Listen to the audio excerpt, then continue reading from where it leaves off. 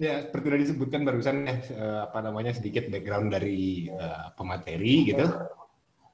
Nggak usah malu. Beliau meraih gelar doktor di Jerman, di Munchen ya, Bung ya? Nggak usah lah, malu deh. Nggak usah ya. Dan kalau dari data terakhir sih ada 114 karya ini yang udah diterbitkan mulai dari 2006 sampai 2021. Gila. Setahun bikin berapa tuh 114? Ratusan, lebih. Enggak, itu kebanyakan ini artikel-artikel gitu, artikel-artikel pendek di koran gitu-gitu lah. Iya, daripada kagak ada sama sekali kan. Iya. Oke, buat teman-teman nanti akan ada hadiah untuk, sebetulnya saya diminta untuk ngasih pertanyaan, cuman kalau soal pertanyaan masih tentatif lah. Nanti saya lihat keaktifan juga gitu. Kalau misalnya pada nggak aktif ya saya kasih pertanyaan yang jawabannya benar. Nanti ada hadiah dari panitia. Oke, kalau gitu Bung Reza langsung aja mulai. Udah telat juga, tadinya jam 7, sekarang tiba-tiba ngaret. Silakan Bung. Udah yang masuk ya, dari screen ya? Ada. Oke, terima kasih. Selamat malam semuanya sudah mengundang saya untuk sharing di sini. Saya juga bingung tadinya mau ngomong apa ya gitu ya. Tapi ya udahlah dibikin-bikin itu biar seru kan, kita sama-sama senang. Jadi saya udah beberapa kali diminta kasih pelatihan menulis ya, beberapa kali, dan jadi bahannya saya ambil dari pelatihan-pelatihan yang udah lama tersebut, saya poles lagi untuk filsafat. Terus saya ingat tahun 2003 di STF gitu. Pak Budi Hardiman, Franky Budi Hardiman itu bikin seminar, judulnya Seminar Menulis Filsafat. Jadi seminar menulis filsafat. Pesertanya cuma 8 atau 7 orang gitu. Waktu itu ada saya, ada Haryanto Cahyadi, ada Sitorus, ada Leo, pokoknya inilah. Jadi cuma sedikit orangnya, jadi intens banget tuh. Dan saya terinspirasi sekali dari seminar itu sepanjang tahun itu. Jadi satu semester itu kita hanya diskusi soal bikin abstrak ya. Bikin abstrak tulisan itu aja. Kadang-kadang saya pusing, ini kuliah yang aneh gitu ya. Tapi nggak apa-apa, biar cepat lulus waktu itu kan gitu. STF, jadi ambil aja. Dan outputnya nanti adalah paper akhir. Waktu itu saya nulis soal erotika waktu itu. Jadi erotika waktu itu soal dahaga untuk menguasai dan dikuasai. Saya ingat banget tuh judul itu. Dapat A waktu itu. Dahaga untuk menguasai dan dikuasai. Jadi kan kalau Nietzsche bilangnya kehendak untuk berkuasa, sekarang ada kehendak untuk dijajah gitu ya. Kehendak untuk dikuasai gitu. Nah, bahan-bahan seminarnya saya coba ambil dari situ ya. Apa sih artinya menulis filsafat gitu. Oke, kita mulai dulu dari via negativa ya. Jadi apa yang bukan tulisan filsafat? Kita ambil via negativa, jadi jalan negatif. Jadi yang pertama adalah tulisan filsafat bukan kumpulan kutipan atau kumpulan teori. Kita seringkali baca tulisan-tulisan pendek atau jurnal itu isinya cuma kutip buku sana, kutip buku sini, kutip buku sana, kutip buku sini, gitu ya. Dan kutip teori ini kadang-kadang kutip nama-nama besar kan. Gila. Aristoteles, apalagi Hayek atau Karl Polanyi. Seolah-olah bobot nama itu akan membuat argumen semakin berat gitu ya. Semakin tajam. Sebenarnya enggak. Itu seringkali saya sebut tuh omong kosong. Itu rangkuman buku ya, bukan menulis ya. Itu merangkum dari buku-buku itu. Itu yang pertama. Jadi bukan kumpulan kutipan, bukan kumpulan teori, bukan menjejer nama-nama besar, gitu. Oh, menurut Anthony Giddens, menurut abang tukang nasi goreng yang lewat. Gitu. Jadi itu bukan tulisan filsafat, itu rangkuman buku. Terus yang kedua, tulisan filsafat juga bukan kumpulan kata-kata mutiara dalam bahasa asing. Biasanya kalau udah mulai belajar itu, wah arete, terus apa lagi? Aletheia, gitu. Roh absolut, absoluter guys. Udah bisa bahasa Yunani kuno, bahasa Latin, bahasa Jerman sedikit, langsung berbui-bui. Gitu. Padahal isinya biasa-biasa aja. Cuma karena terdengar dalam bahasa asing kelihatannya wow. Apalagi di Indonesia itu laku banget tuh kayak gitu. Nah, kutip-kutip Yunani, kutip-kutip Latin, kutip-kutip kalau filsafat Islam, kutip-kutip Arab, gitu ya. Kutip-kutip Jerman, kutip-kutip Perancis. Itu juga bukan tulisan filsafat. Itu kumpulan kata-kata mutiara dalam bahasa asing. Nah, itu yang kedua. Yang ketiga, tulisan filsafat bukan kumpulan data. Statistik BPS tahun segini, menurut data dari Kompas, menurut data dari Google, dari New York Times, datanya banyak. Ya sebenarnya itu kan gampang, tinggal copy paste aja ya dari Google kan. Itu bukan tulisan filsafat juga itu. Itu rangkuman data.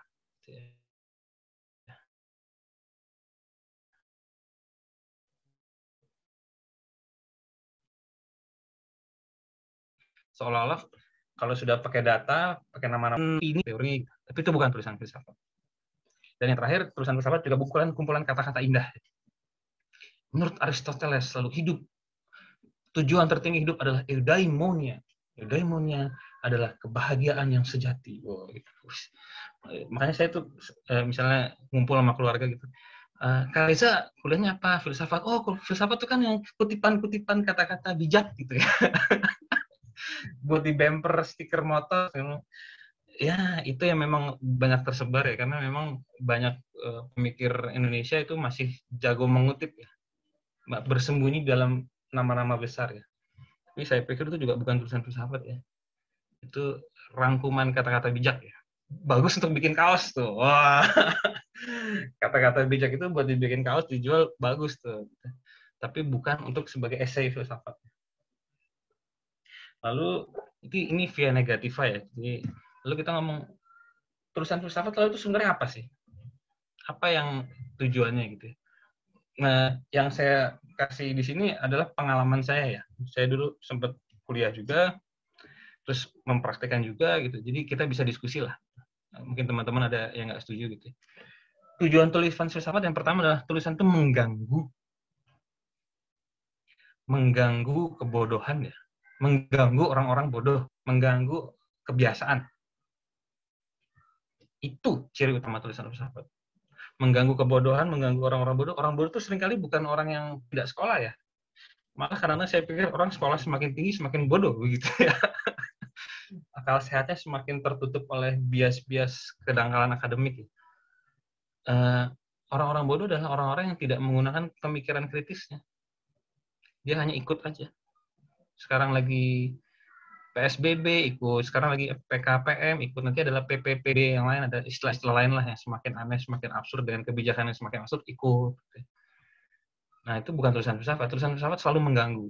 Ini semangatnya memang dari Socrates ya. Socrates tuh bilang filsafat itu sebagai lalat pengganggu ya. Lalat pengganggu tuh yang memaksa orang untuk mikir, memaksa orang untuk mengevaluasi. Makanya kalau orang benar-benar menekuni dunia filsafat ya dan berkarya di bidang itu, susah punya teman. Susah punya teman, susah cari kerjaan yang gajinya gede gitu ya. Mentok ya harus pinter bermanuver ya gitu. Kenapa ya? Karena dia mengganggu status quo. Dia mengganggu penguasa, mengganggu orang-orang yang tidak berpikir, dan biasanya orang-orang yang tidak berpikir itu orang-orang yang punya posisi, punya kekuasaan ya, karena warisan atau korupsi ya. Itu. Jadi kalau tulisan itu tidak mengganggu, kalau tulisan itu masih hanya sekedar kumpulan kata Plato, kata Aristoteles, kata Kant, kata Derrida, kata si siapalah gitu, itu belum mengganggu, itu belum bisa disebut tulisan. Terus yang kedua, mengganggu ketidakberpikiran. Ketidakberpikiran itu dari Heidegger. Ini sedikit agak genit kan apa? kumpulan kata-kata mutiara dalam bahasa asing, Gedankenlosigkeit ya, ketidakberpikiran ya, orang-orang yang hidup hanya mengikuti apa yang sudah ada, apa yang sudah dianggap pakem. Ya hidup tuh harus kuliah, kerja, punya anak, sakit, tua, meninggal. Ya harus begitu, titik. Sekali-sekali berbakti pada agama, sekali-sekali nyumbang panti asuhan. Begitulah hidup, kalau bukan itu tidak bisa disebut hidup. Nah itu ingin diganggu, apakah seperti itu? Dan ini semakin sangat dibutuhkan ya. Jadi tulisan-tulisan yang mengganggu ini semakin sangat dibutuhkan di era sekarang ini. Begitu banyak disinformasi ya soal pandemik, soal COVID, masyarakat ditakut-takutin terus ya. Jawa dan Bali dimiskinkan secara sistematik oleh pemerintah ya. Dan sedikit sekali yang mengganggu ya. Bahkan para filsuf diangkat menjadi staf ahli dan staf khusus akhirnya. Jadi cara membunuh filsuf adalah jadikan staf ahli. Wah. Jadikan staf khusus. Diam gitu. Ya agak sinis ya, tapi emang begitu keadaannya sekarang. Fungsi ketiga adalah demitologisasi. Demitologisasi ini saya ambil dari teori kritis Frankfurt ya. Jadi membongkar mitos terus-menerus. Mitos itu cara berpikir yang tidak sesuai realitas. Cara berpikir yang tidak sesuai dengan kenyataan, yang biasanya tertutup ideologi, gitu ya. Kritik ideologi makanya. Jadi mengkritik kebekuan cara berpikir, mengkritik tradisi, mengkritik kebiasaan lama, mengkritik praktek-praktek yang dianggap benar karena itu sudah sering dilakukan. Dan buahnya banyak sekali ya, demitologisasi ini. Sampai tahun 50, 40, 50-an, perempuan belum punya hak untuk memilih dalam pemilu ya. Karena dianggap dia adalah hak milik dari suami ataupun ayahnya. Oh, para filsuf ini membongkar itu dengan kritik ideologi terus menerus, demitologisasi terus menerus, gerak baru bisa berubah. Jadi buah justru bang ya dengan petatis itu juga kadang-kadang persis karena proses demitologisasi terus menerus. Nah yang terakhir bisa juga tulisan filsafat menawarkan solusi. Tapi saya pikir itu nggak perlu ya, karena kalau kita sudah bisa mengganggu, sudah bisa melakukan kritik ideologi, solusi akan tampil dengan sendirinya. Sudah jelas kok solusinya. Jadi demitologisasi itu adalah kritik sekaligus solusi itu sendiri. Cuma kan kadang-kadang kita hidup di peradaban teknokratik ya. Teknokratik itu kan berarti harus ada penerapan yang sistematik, strategis. Lalu ada alokasi dana. Lalu dia akan jadi staf ahli gitu kan. Sinis banget. Aduh. Saya ingat tahun lalu juga sempat mau diajak jadi staf ahli, untung saya nggak mau ya. Kalau nggak sepi nanti. Karena sudah gede tabungannya gitu. Oke, jadi kita harus membedakan tulisan filsafat dengan tulisan-tulisan yang hanya tadi ya. Hanya seolah-olah filsafat, padahal bukan. Nah, ini saya ingin sharing aja sebenarnya apa pemahaman saya soal menulis ya. Saya itu nulis sudah lama banget, dari tahun 2000 ya. 21 tahun berarti. Tiba-tiba merasa tua ya gitu. 21 tahun yang menulis dan terus saja, dan tidak akan berhenti ya, belum ada gejala akan berhenti, tentang pakai akan terus menulis sampai mati. Saya sering tanya, Riza nanti kalau sudah 10 tahun lagi ngapain nulis gitu ya? 20 tahun lagi nulis gitu ya? 30 tahun lagi nulis juga gitu. Ya. Dan ini beberapa yang saya pikir menyemangati saya untuk terus menulis ya. Yang pertama, saya tuh kan suka baca ya. Saya sekali baca tuh bisa baca 4-5 buku sekaligus. Lalu biasanya dari pengalaman itu menjadi sebuah pertanyaan ya, atau jadi bisa nulis dalam bentuk menjawab pertanyaan yang ingin dijawab, misalnya apa yang terjadi gitu ya. Atau yang kedua adalah mengajukan argumen. Gitu.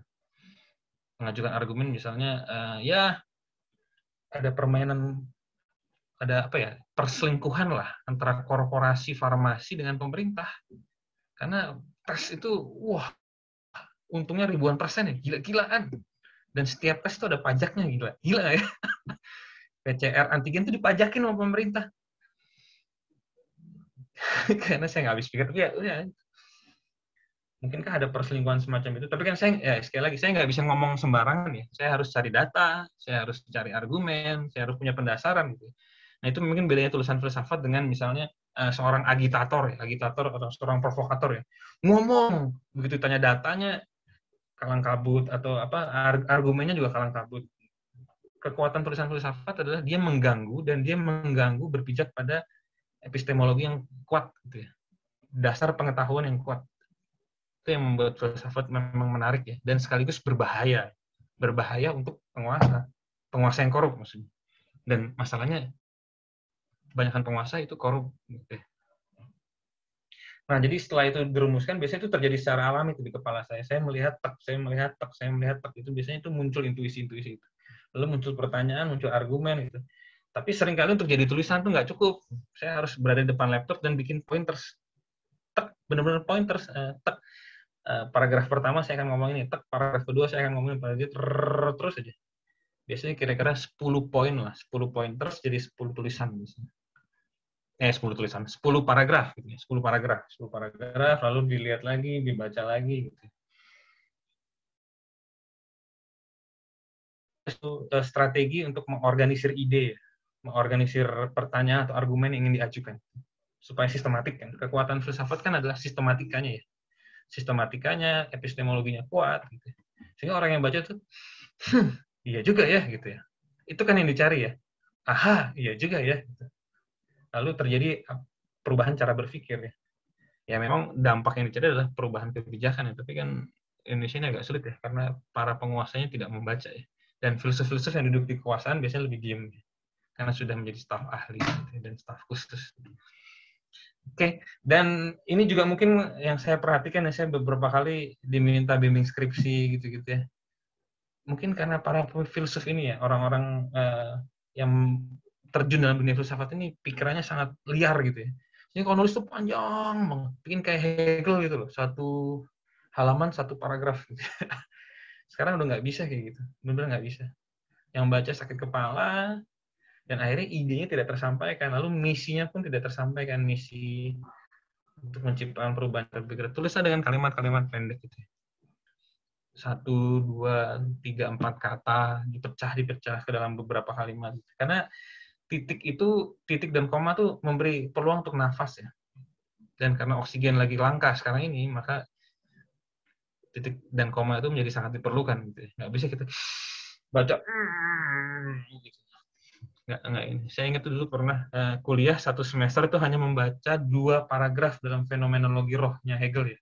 Karena Hegel juga nggak tahu nulisnya kayak orang gila gitu ya, kesetanan kali nulisnya. Saya rasa Hegel tuh dulu nyimeng ngiting, jadi tulisannya gitu. Dan kita generasi berikutnya harus membaca itu 1 semester gitu ya. Itu pun nggak ngerti sebenarnya apa sih yang diomongin oleh Om Hegel itu. Jadi dan itu tidak bisa lagi sekarang. Jadi jangan seperti itu ya, karena nggak ada gunanya juga. Gitu. Terus yang kedua, harus komunikatif dan menggugah. Nah, tips ini saya dapat dari Sindunata. Gabriel Possenti Sindunata Romo Sindu, yang nulis ya, filsuf juga, banyak sekali tulisan-tulisannya. Tulisan-tulisan dia itu memang sangat menggugah. Pilihan-pilihan katanya itu bisa kena di hati ya. Itu yang saya pikir, yang saya sebut menulis dengan rasa ya. Menulis dengan rasa. Oke, sistematika kuat, epistemologi kuat, tapi jangan lupa manusia itu makhluk multidimensional. Tidak bisa hanya disentuh dengan akal budi dan data. Pilihan kata yang menggugah, menyentuh, menginspirasi. Nah ini harus dilatih terus-menerus dilatih, dan memang kadang-kadang juga perlu ada praktek semedi sedikit gitu ya, biar lebih hening, lalu bisa nulis. Tulisan itu lahir dari rasa ya, bukan sepenuhnya kalkulasi rasional. Karena tulisannya juga menjadi jauh lebih kompleks, lebih luas. Terus yang terakhir adalah inspiratif ya. Inspiratif ya kembali ke yang tadi, dia menawarkan sesuatu yang baru dari apa yang sudah ada. Dia melakukan sebuah demitologisasi ya, pembongkaran mitos, pembongkaran kebodohan di dalam masyarakat. Misalnya soal, saya beberapa kali nulis soal pandemik ini gitu ya. Gitu loh. Terus hafat ya, why not gitu kan. Kayak lulus gitu ya. Tapi setelah lulus saya kadang-kadang malah malas ngutip-ngutip gitu ya. Cep gitu ya. Ya nggak usah. Ini parafrase ya. Tapi jangan sampai karena apa yang kita sampaikan. Makanya saya bikin pointer ya, misalnya ngomong soal kritik atas teknokrasi di Indonesia. Poin pertama, kedua, ketiga, 4, 5, 6. Saya ingin menggugat ya gitu ya. Dan saya tidak mengutip apapun gitu ya. Saya terinspirasi pada beberapa buku, tapi untuk ini lebih langsung gitu deh. Apalagi pembaca zaman sekarang yang pengen cepat, nggak perlu kutip setengah halaman tulisannya Hegel gitu. Karena apalagi kalau dosennya masih klasik sekolah, tapi untuk keperluan menulis masa ya, komunikasi masyarakat, saya pikir kalau kebutuhan akademik mah itu lebih karena ya itu kan status quo. Kenapa begitu? Sudah dari dulu begitu. Gitu. Dosen saya dulu juga begitu, apalagi juga begitu. Gitu. Lagi dosen filsafat dengan filsuf itu dua hal yang sangat. Kalau filsuf tuh kayak filsafat ya ikuti saja esai filsafat. Itu juga motif. Bimbing, jangan banyak. Pak Bambang gimana masih? Pak Bambang, saya nggak bimbing sama Pak Bambang, bimbing banyak juga. Iya. Eksplorasi sendiri aja udah. Yang rigid banget kalau di Unpar udah lebih. Tergantung tulisannya untuk siapa, udah itu aja. Masyarakat luas saya pikir seminimum ya 1-2 paling 1-2 kali dikutip. Ya oke lah, satu diambil. Jadi gitu. Ini enaknya hadiahnya cuma satu yang nanya. Kasih pemateri minta sama panitia, gue bukan panitia soalnya. Oh nggak ada yang nanya sih? Karena sudah cukup jelas. Nanya tuh tanda bahwa kalau banyak mungkin mereka masih ragu untuk mempertanyakan. Karena materinya mempertanyakan status quo kan menjadi meta status. Silakan kirim nomor WhatsApp sampaikan ke panitia. Apa saya juga nggak tahu betul. Ya, ada buku ya, ada Pak Yuyun. Judulnya apa tuh? Masih ya judulnya. Ada mana-mana. Kan rata-rata dari mana sih? Kalau materi Kang Syarif ini yang ikut juga kah atau SMA, lulus SMP atau gimana? Pilokids. Oh ini. Ceritanya, oke jawab. Filsafat. Agung. Teman-temannya Zeno bukan? Kenal nggak sama? Nih ada yang nanya nih, Adistia Yudhistira tuh sama dengan memberi solusi nggak? Lu masih mute. Soalnya ada ponakan track. Inspiratif. Inspiratif itu teknis ya.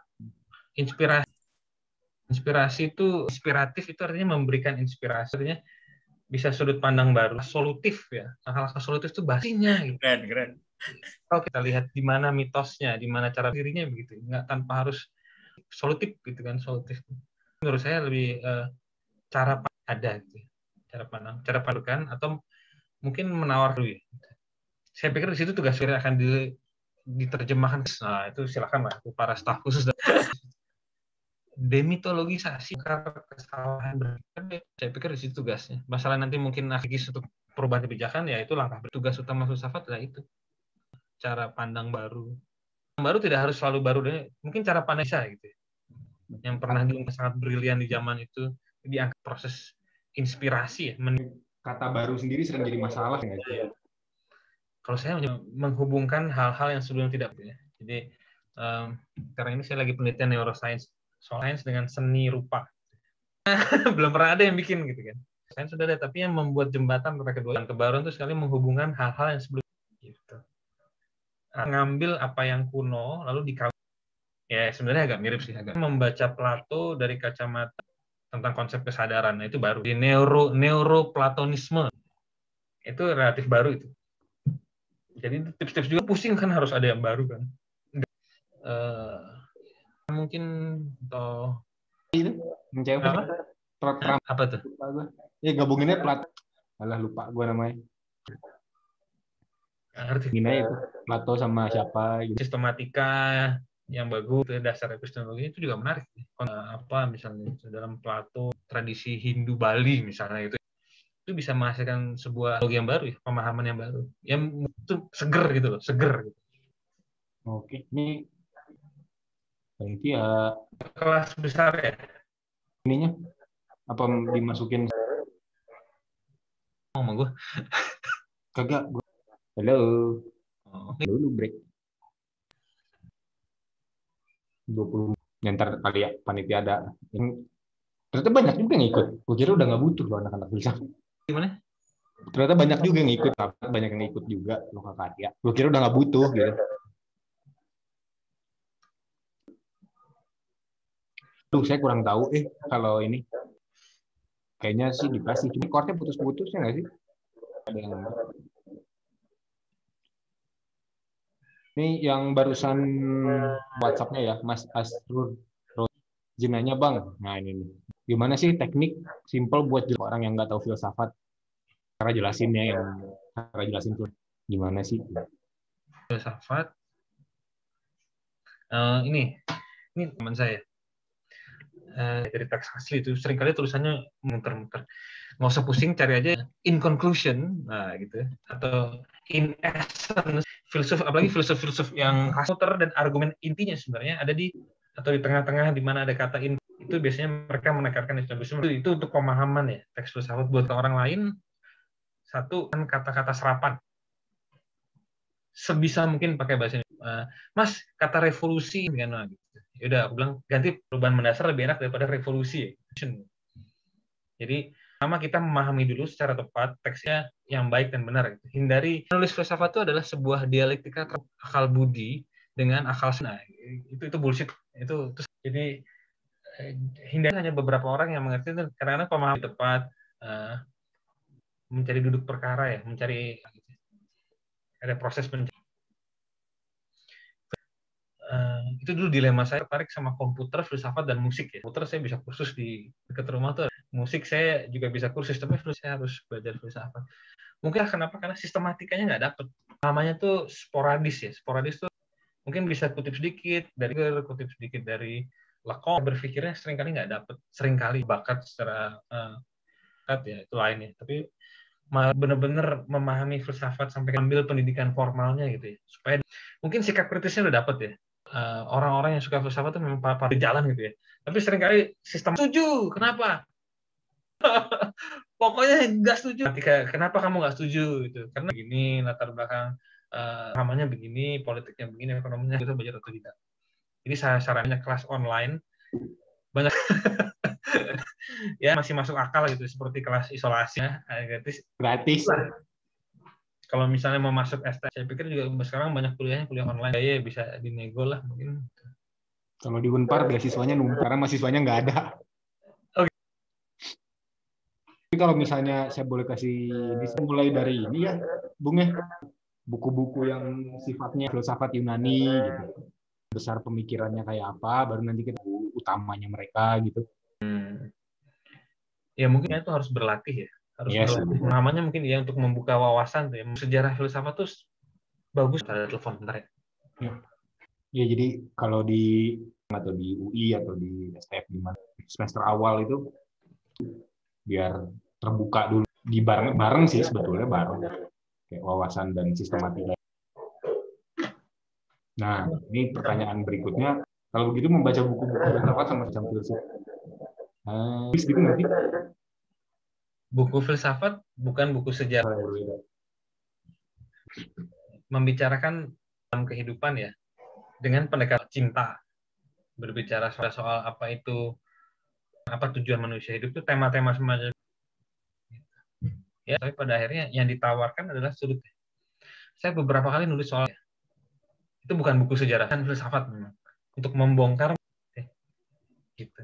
Sejarah filsafat menarik dibaca untuk membuka, juga menarik dibaca, tapi tujuan sejarah ya, tapi untuk memahami lebih mendalam. Ya juga ya, kalau buku-buku sejarah tuh rata-rata begini sejarah gitu. Paling nggak kelihatan itu yang lebih pikiran dia semua. Ya. Nanti deh gue bikin sejarah filsafat. Pun dari beberapa tulisan filsafat nuansa soal nuansa gitu ya kayak ya Kant itu kita bisa dapat lah nuansa 17. Ini buku tahun Protopia Filosofi, ini buku filsafat. Masih dipastikan sayang dibukanya. Ini sini saya membahas semua persoalan kehidupan saya ya gitu. Bisa ini sebuah tawaran bisa dipakai, bisa dikritik juga bisa. gitu. Oke, ini udah lewat sih. Ya, ini gimana? Ke ruang utama atau Ini mana ini? di marketplace ada Lafat? Ini soal bias pemikiran gimana nih, Bung?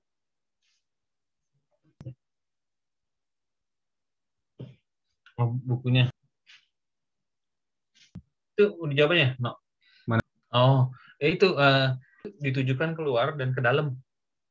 Jadi demitologi tadi ya, membuang, kita tujukan ke kaum radikalis agama, tapi juga sebenarnya bias itu tidak bisa, minimal kita sadar bias kita apa. Dan misalnya saya nulis di negara yang tercerahkan, yang bagus-bagus itulah, itu tujuan saya, dan tulisan saya selalu bukan tulisan netral, tulisannya jelas mengarah. Jadi minimal menyadari bias itu untuk tujuan-tujuan yang kita, makanya saya memilih untuk tidak berarti tulisan saja untuk kepentingan partai gitu. Presiden gitu ya. Kalau saya nulis pribadi biasa ya.